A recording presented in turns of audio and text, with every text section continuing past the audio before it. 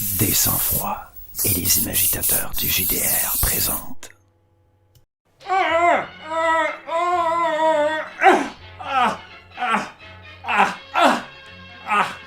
Ah oui, je suis libéré. J'avais même un couteau dans la bouche. Moi, jouer Play Toulouse, jamais, tu m'entends? J'aimerais mieux mourir. Mourir? Mourir? Mais c'est Play Toulouse, ça. Ah, loser. Oh, je m'écoeure. Joueurs, joueuses, meneurs, meneuses et autres créatures de l'espace infini. Et plus loin encore. Ici Éric des Sang-Froid pour les imagitateurs. Et aujourd'hui, on se parle Play Toulouse, jouer pour perdre. Et si tu ne connais pas le concept, je t'invite à aller voir une vidéo de Linou. Moi, c'est une chaîne que j'ai découvert depuis peu et c'est très intéressant. Elle a fait une vidéo d'une 30aine de minutes sur le sujet. Je vais te mettre le lien en bas en description. Et bien sûr, moi, j'ai quelques trucs à rajouter. Et si tu es un gagnant, une gagnante, je vais tenter de te prouver que tu as tout intérêt à replacer l'échec au cœur de ton jeu de rôle. Pour commencer, lorsque Linou a publié sa vidéo, j'ai commenté, soulignant que souvent les gens associaient à tort le Play Toulouse essentiellement à l'échec. Pour moi, le Play Toulouse, c'est d'abord d'embrasser le côté dramatique, c'est de choisir les chemins les moins aisés et c'est d'accepter, voire souhaiter, que son personnage prenne cher, autant physiquement que psychologiquement. Dans cette même vidéo, quelqu'un avançait que le Play Toulouse pouvait être épique et à juste titre. Il donnait l'exemple du roi Léonidas et de ses 300 qui se sont sacrifiés pour le bien de tous, sachant pertinemment bien qu'ils allaient mourir devant l'écrasante armée perse. C'était une décision Play Toulouse. Je vais même renchérir justement avec le film 300 de Zack Snyder. L'une des scènes les plus épiques et badass, c'est lorsque Léonidas se retourne et d'un foudroyant coup de pied, il précipite l'émissaire perse dans la fosse, déclarant ainsi la guerre au Grand Empire. Si un joueur ou une joueuse avait agi ainsi à ma table, mais je l'aurais regardé en disant « T'es un putain de Play Toulouse, toi! » Ce n'est pas le chemin le plus facile d'affronter les Perses. Sparte, une cité-État, une ville et ses alentours, contre l'immense empire perse. Monétairement et numériquement parlant, tu devrais te faire démolir. C'est jouer pour prendre cher. Et ici, autant pour toi que pour ton peuple. Oui, le Play Toulouse peut être épique. Mais l'une des choses que j'aime le plus du Play Toulouse, c'est l'imprévisibilité que de tels joueurs et joueuses apportent autour d'une table. Il y a décidément trop de « i » dans le mot « imprévisibilité ». C'est de la surenchère!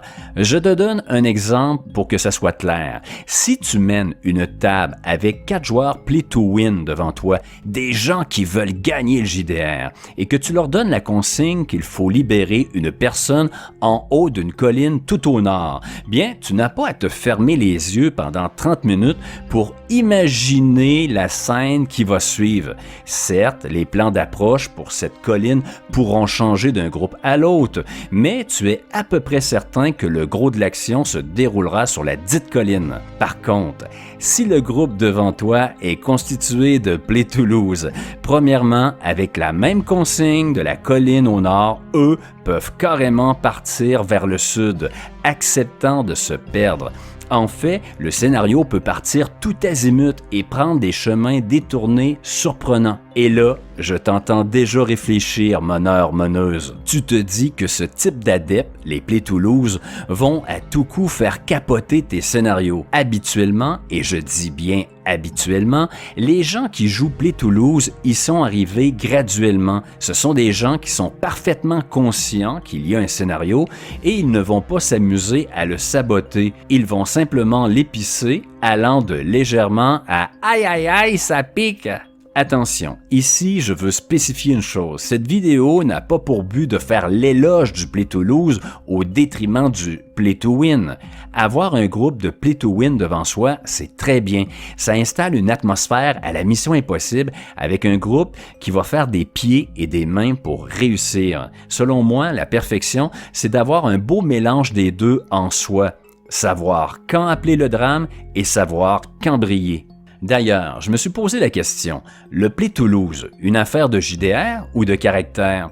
Je m'explique. Nous, les imagitateurs, nous avons notre propre système pour nos aventures. Il se jouait avec un dessin et récemment, on l'a modifié pour passer au D20 pour faciliter la compréhension pour les gens en actual play et alléger davantage le système. Le jeudi, on était D100 et le vendredi, le lendemain, on était D20. C'est une décision de JDR. Ça s'est fait comme un interrupteur. Par contre, si je joue le jeudi avec une joueuse play to win qui veut briller et performer, tu sais le genre de personne qui prend 4 mois pour créer sa fiche de personnage, cherchant la perfection, qui veut reproduire un Achille mais sans le talon mou, et qu'à la fin de la session, je réussis à lui vendre les bienfaits du Play Toulouse. Est-ce que celle-ci sera à 100% Play Toulouse le vendredi, le lendemain, comme un interrupteur?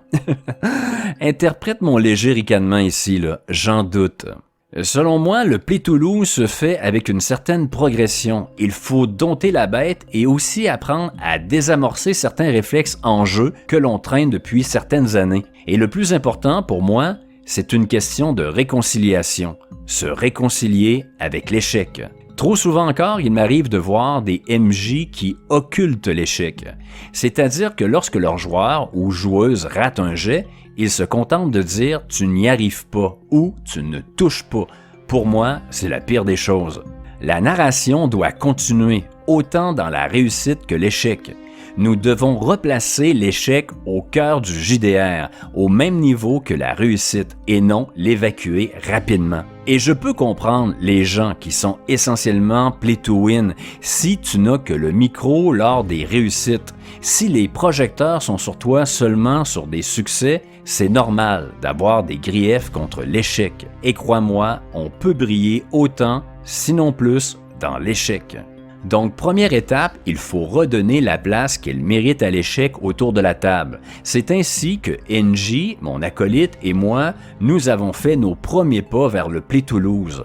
Ensuite, une fois l'échec revenu dans la narration et la fiction, on doit la laisser, le plus souvent possible, entre les mains des joueurs et joueuses.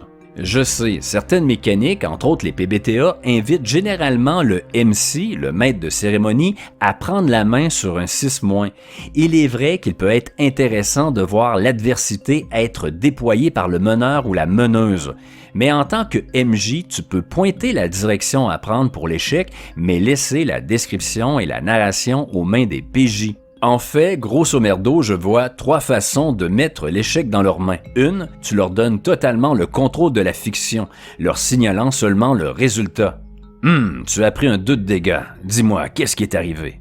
Ou, tu n'as pas réussi à la convaincre, mais pourquoi? Raconte-moi. 2, c'est simplement d'alterner. Parfois, le MJ prend en main la fiction, parfois le PJ. Et 3, en tant que MJ, tu peux amorcer la description de l'échec afin d'amener le scénario à un endroit que tu désires, comme un réalisateur, mais tu laisses la joueuse continuer. Exemple, le MJ veut que l'action se déplace vers un précipice et la joueuse a raté un jet de bagarre contre son assaillant. L'homme t'agrippe par la gorge, te soulève légèrement et te fait reculer. Dans la terre, tes pieds tentent désespérément de s'ancrer, mais tu recules inlassablement. Il va te faire 2 dégâts. Montre-moi comment.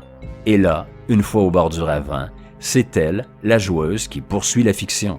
Moi, personnellement, comme MJ, aujourd'hui, j'en suis rendu à remettre essentiellement la narration de l'échec dans les mains des joueurs et joueuses. Et si j'ai un truc en tête pour les PMJ devant eux, j'amorce l'action, mais je les laisse continuer ensuite. Donc, j'utilise un mélange entre l'option 1 et l'option 3. Et là, j'aimerais m'adresser aux joueurs et joueuses qui sont principalement des play to win, des gens qui aiment briller et gagner. Curieusement, vous avez tout intérêt à avoir un MJ qui replace l'échec au cœur du jeu de rôle au même titre que la réussite et qui vous donne la narration de vos déboires. Car lorsqu'on occulte l'échec, vous êtes très loin de briller. Lorsqu'on vous dit en combat « tu ne touches pas », ça sent drôlement l'incompétence crasse. Ou si tout votre groupe réussit à grimper un mur et que vous non, et que votre MJ se contente de dire « tu n'y arrives pas », ça fait très loser. Tu ressembles à un gamin désespéré devant un obstacle infranchissable alors que les autres y sont parvenus. Mais si le MJ te donne la narration, toi, le play to win, tu peux justifier ton échec. Dis-moi, que s'est-il passé? Tous tes compagnons ont réussi, mais pas toi. Après que tes amis aient franchi le mur, peut-être qu'il s'est mis à pleuvoir des cordes, rendant le mur glissant, ou le joueur peut décrire « J'ai pris les mêmes prises qu'eux avec mes mains, les mêmes appuis pour mes pieds, j'ai même mis un bras sur le mur, et après une jambe, mais chut, un chat noir m'a craché au visage, 2 billes jaunes dans la nuit, mon cœur n'a fait que 3 tours, j'ai lâché prise. » Tu vois, c'est beaucoup mieux que tu n'y arrives pas, et en plus, ça crée de l'histoire. Peut-être qu'après, le personnage va détester les chats. Donc oui, si tu as de la graine de gagnant en toi, vivement le retour de l'échec au cœur du système. Pour moi, on peut faire du play to lose avec tous les systèmes, quels qu'ils soient. Cependant, je te conseille des systèmes où les tours sont plus longs, où les jets de dés ne représentent pas seulement, exemple, un seul coup d'épée. Pour la description et la narration, autant pour un succès qu'un échec, on a vite fait le tour avec un coup unique ou des actions très courtes. Privilégier des passes d'armes où les personnages peuvent frapper plusieurs fois, se rouler au sol, s'éclater sur une table ou autre joyeuseté qui décore un saloon. Et voilà, c'était mes réflexions sur le play to lose et de la place que devrait avoir l'échec dans le jeu de rôle. Bien sûr, il ne s'agit pas de vérité, et je suis peut-être totalement dans le champ. C'est play to lose, ça? Si tu aimes ce que font les imagitateurs autant en actual play que ce genre de vidéo, n'hésite pas à nous envoyer du pouce. Nous, on est une micro-chaîne toute petite.